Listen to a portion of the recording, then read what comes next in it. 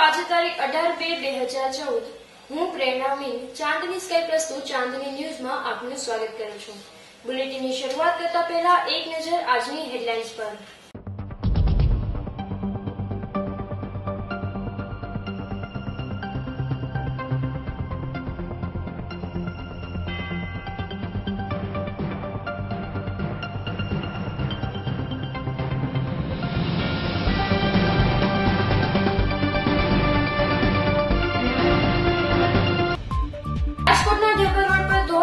छरीनी अन्य बे परप्रांतीय युवाओं द्वारा योग गुरु बाबा रामदेव राजकोट एयरपोर्ट पर बारोबार वसूल કર્યા।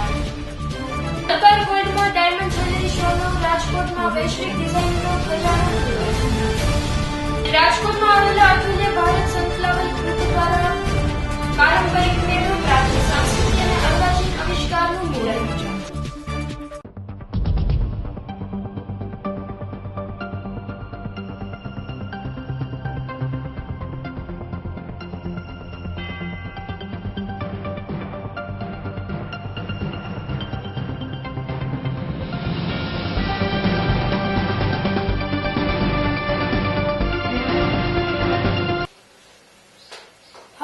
समाचार विगतवार।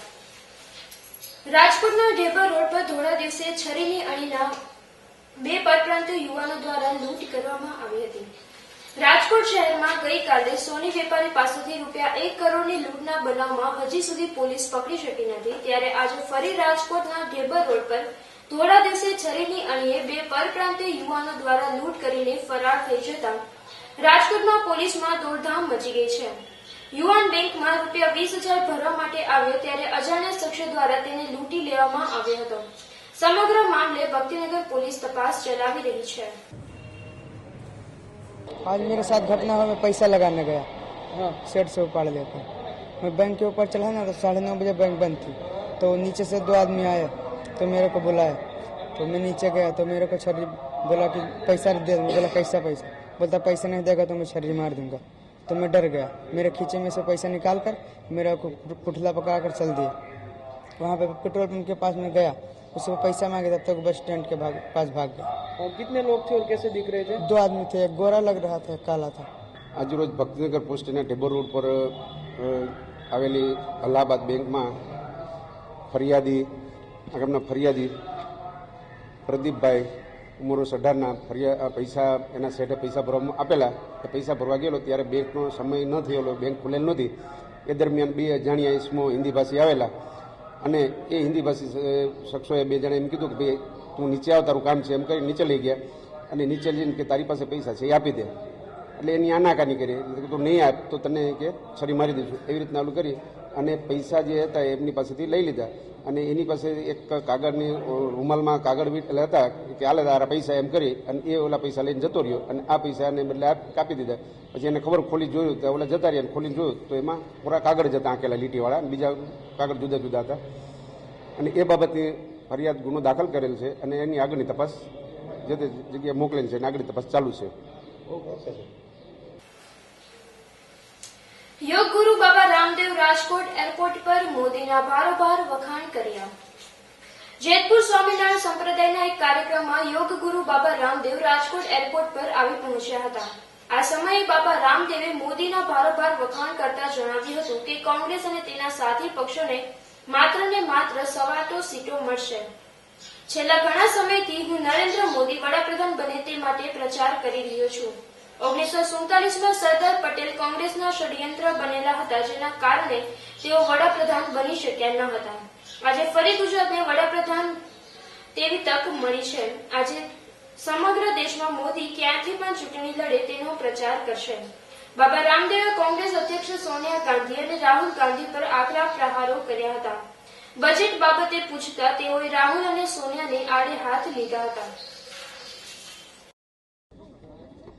अभी कल सुबह 5 बजे से भावनगर से हमारी यह यात्रा शुरू होगी और 9 जिलों में 9 लोकसभा क्षेत्रों में हमने कार्यक्रम रखे हैं। उसमें हर दिन 2 विधानसभा क्षेत्रों में भी कार्यक्रम रखे हैं और हमारा मकसद है इस देश में एक परिवर्तन के लिए वातावरण तैयार करना।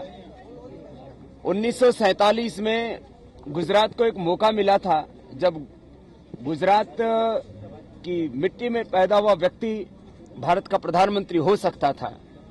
उस लौह पुरुष को षड्यंत्र करके कांग्रेस ने प्रधानमंत्री बनने नहीं दिया।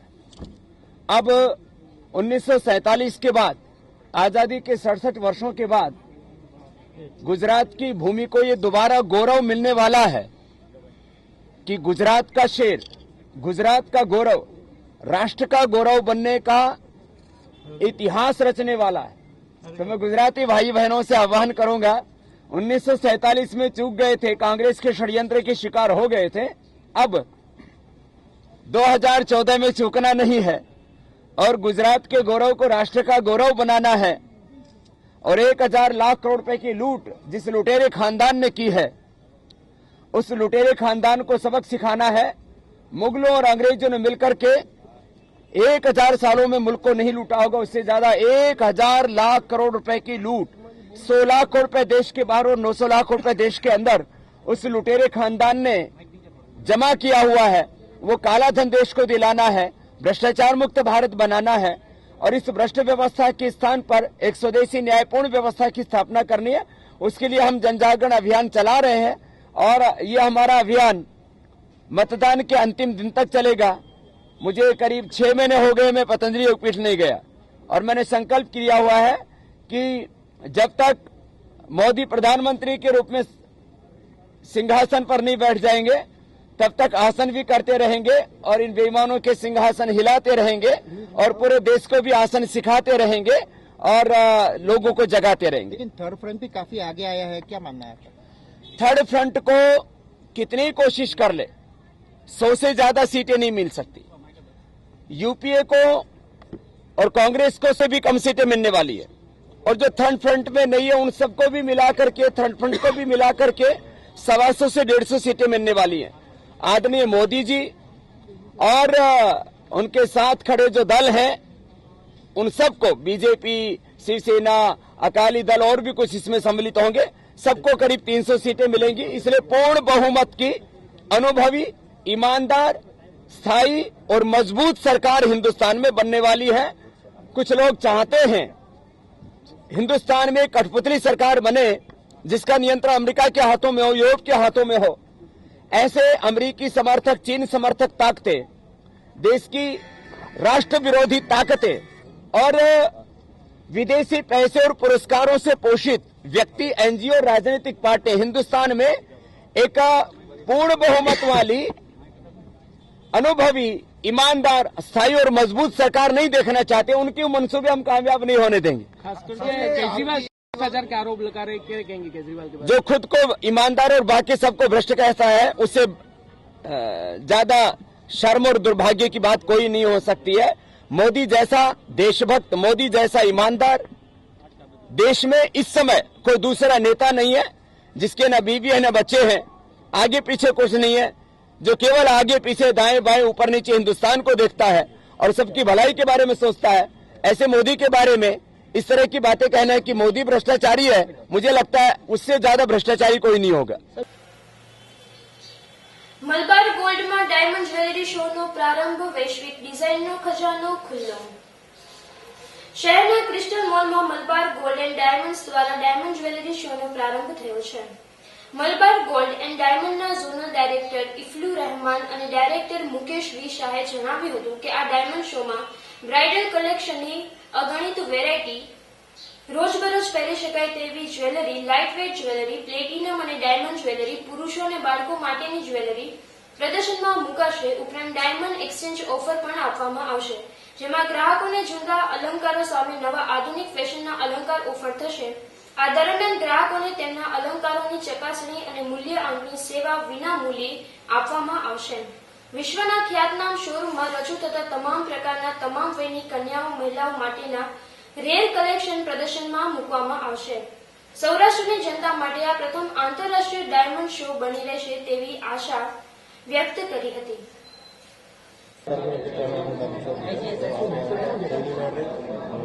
हमारा जोनल डायरेक्टर इफ्लू रहमान, राजकोट खातेના director Prashant Shah, Malabar gold and diamonds Rajkot ખાતે પહેલીવાર એક ઇન્ટરનેશનલ ડાયમંડ શો લાવી રહ્યા છે. આ ડાયમંડ શોની અંદર 5,000 રૂપિયાથી લઈને 3 કરોડ સુધીના ડાયમંડ તમને મળશે. જે માંગો તે મળશે.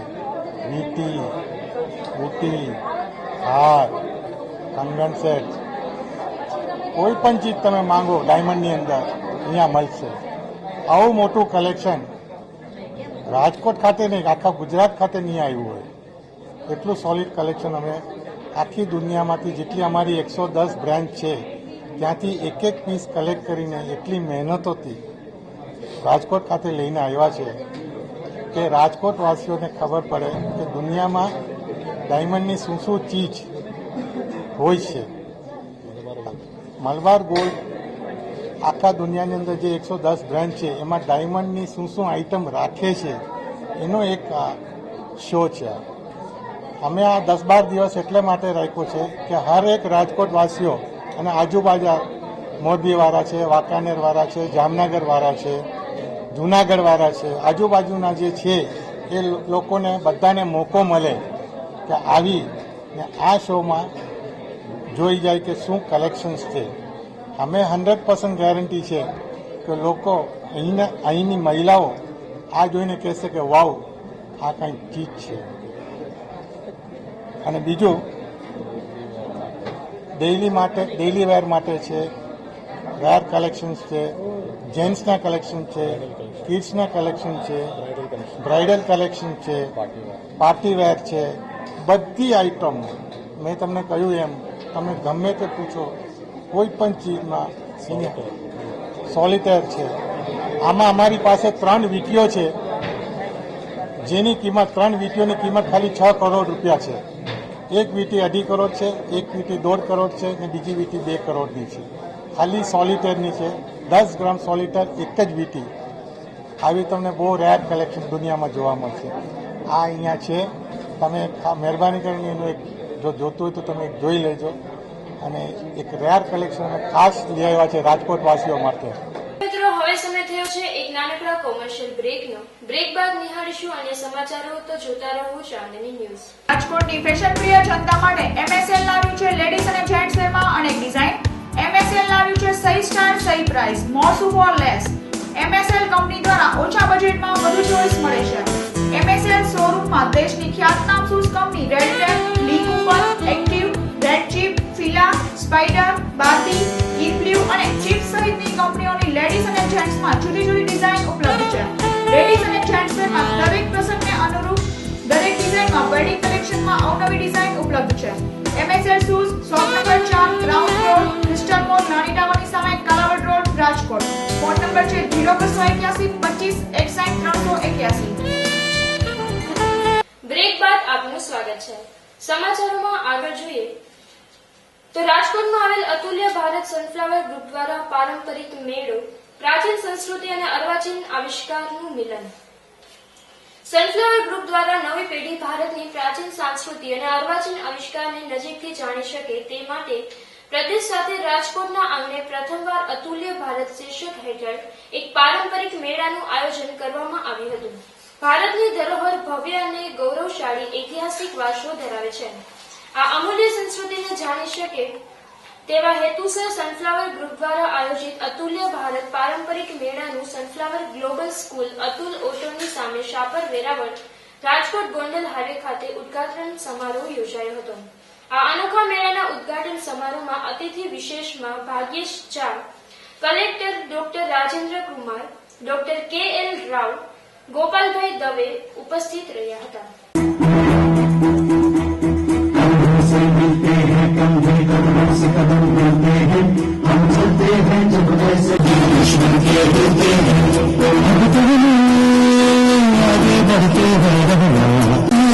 आगे बढ़ते हैं रहना, अब तो हम साथी है बस इतना ही कहना. अब जो भी हो शोभा बनते पत्थर ही दुनिया अब जो રૂપરેખા એટલી છે કે અતુલ્ય ભારત શીર્ષક હેઠળ આપણે બાળકોમાં જે ભણતર સિવાય એજ્યુકેશન સિવાયનું અમારો એક આશય છે કે ભારતીય સંસ્કાર બાળકોમાં આપણે ઉમેરીએ એને કલ્ટિવેટ કરીએ.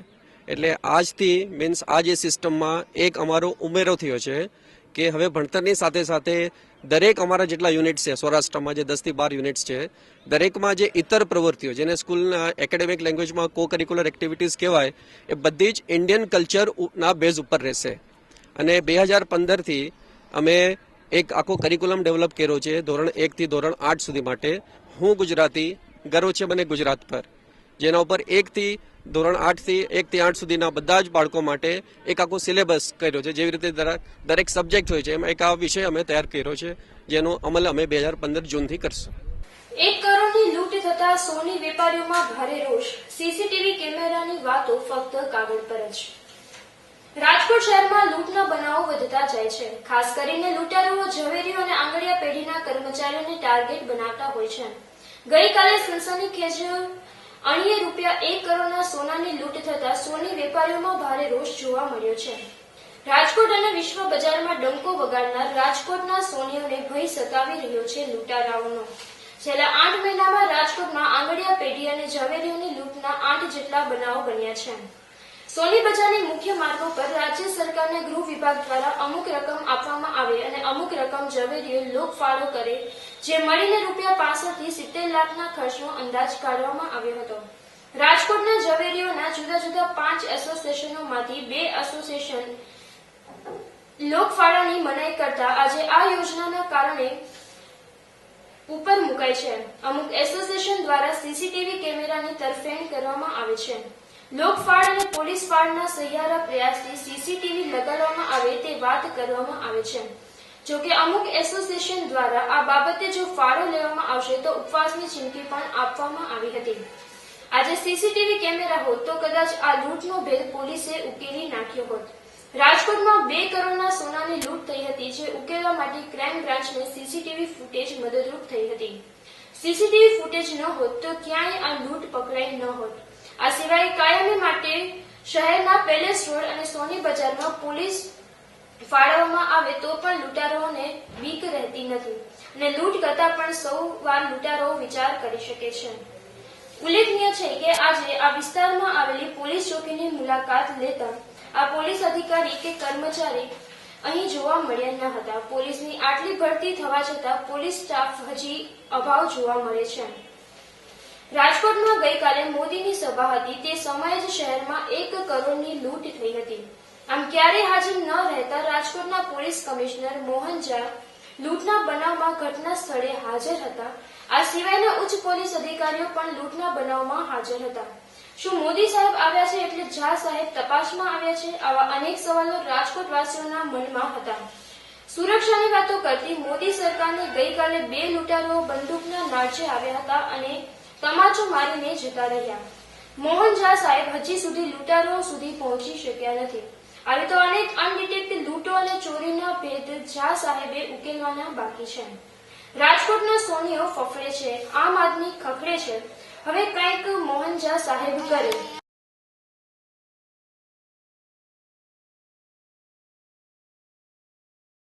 કેન્દ્ર સરકાર દ્વારા આજે બજેટ જાહેર. રાજકોટ ચેમ્બરના હોદ્દેદારોએ મિશ્ર પ્રતિક્રિયા આપી. કેન્દ્ર સરકાર દ્વારા આજે બજેટ બહાર પાડવામાં આવ્યું હતું. બજેટ વિશે રાજકોટ ચેમ્બરના હોદ્દેદારોએ મિશ્ર પ્રતિક્રિયા આપી હતી. સૌરાષ્ટ્ર ઉદ્યોગો માટે એક સર્વિસ ટેક્સ ઘટાડતા લાભદાયી ગણાવ્યું હતું. તે આવકવેરાની મુક્તિ મર્યાદા 1.5 કરોડથી વધારીને 5 કરોડ કરવામાં ન આવતા બજેટ થોડુંક નિરાશાજનક ગણી ચેમ્બરના હોદ્દેદારોએ જણાવ્યું હતું.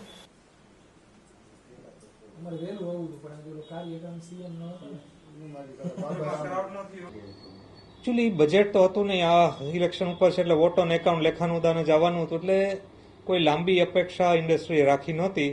પણ આજે મશીનરી, સ્પેરપાર્ટ્સ ને ડીલર્સને એ મેન્યુફેક્ચરિંગ સેક્ટર છે એમાં 12% વાળી એક્સાઇઝ ડ્યુટી 10% થઈ. એ ખરેખર ટ્રેડ એન્ડ ઇન્ડસ્ટ્રી માટે રાજકોટના જે નાના ઉદ્યોગ છે આ બધા એન્જિનિયરિંગ લગતા એના માટે સારા સમાચાર છે. બાકી મેઇન માગણી આપણી એ જ હતી કે એક્સાઇઝ મુક્તિની મર્યાદા જે 1.5 કરોડની છે એ વધારવાની. ઘણા વર્ષથી આ જ મર્યાદા છે 1.5 કરોડની, ને અત્યારે મોંઘવારી વધતા 1.5 કરોડનું ટર્નઓવર સામાન્ય લગભગ દરેક ઇન્ડસ્ટ્રીને થઈ જાય છે. તો એક્સાઇઝની મુક્તિ મર્યાદા જે છે એ વધારવાની માગણી હતી એ સ્વીકારી નથી, એ ખેદની બાબત છે. બાકી તો આ વોટ ઓન એકાઉન્ટ હતું એને લીધે ઇન્ડસ્ટ્રીએ કે ટ્રેડે કોઈ લાંબી અપેક્ષા રાખી જ નહોતી એની પાસેથી ને, એટલે બજેટ ખરાબ છે એવું તો ન કહી શકાય, કારણ કે અપેક્ષા નહોતી રાખી. એમાં થોડો આ એક્સાઇઝનો ફાયદો થયો છે, રાહતનું રૂપ છે. બાકી જે અમારે ખાદ્ય તેલોને સાથે આયાતી ડ્યુટી વધારવાની જે ડિમાન્ડ હતી એ કોઈ સ્વીકારવામાં આવી નથી. જે એડિબલ ઓઇલ ઇન્ડસ્ટ્રી છે ને એના માટે એનાથી કોઈ ફાયદો નથી. બજેટમાં જે અમારી વેપાર ઉદ્યોગની જે માગણી છે કે બજેટની મર્યાદા અમારી એક્સાઇઝની જે મર્યાદા છે એ 1.5 કરોડથી 5 કરોડ સુધી તો ઓછામાં ઓછી હોવી જોઈએ, એમાં જરા ધ્યાન નથી આપવામાં આવ્યું. એ ખૂબ દુઃખની વાત છે. પણ થોડાક રાહતના સમાચાર છે કે ડ્યુટીમાં 2%નો ઘટાડો કર્યો એટલે 6 મહિના સુધી વેપાર ઉદ્યોગને થોડોક ફાયદો છે. દર્શક મિત્રો, અંતમાં ફરી એક નજર આજના મુખ્ય સમાચાર પર.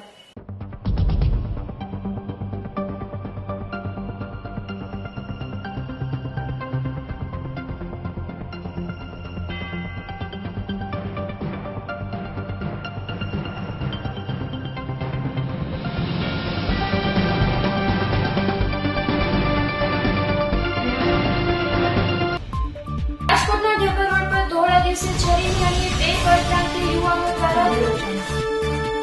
યોગ ગુરુ બાબા રામદેવ રાજકોટ એરપોર્ટ પર વારંવાર વખાણ કર્યા. દરબાર ગોલ્ડમાં ડાયમંડ જ્વેલરી શોનો રાજકોટમાં વૈશ્વિક ડિઝાઇનનો ખજાનો ખુલ્યો. રાજકોટમાં આવેલા અતુલ્ય ભારત સનફ્લાવર ગ્રુપ દ્વારા પારંપરિક મેળો પ્રાચીન સંસ્કૃતિ અને અર્વાચીન આવિષ્કારનું મિલન.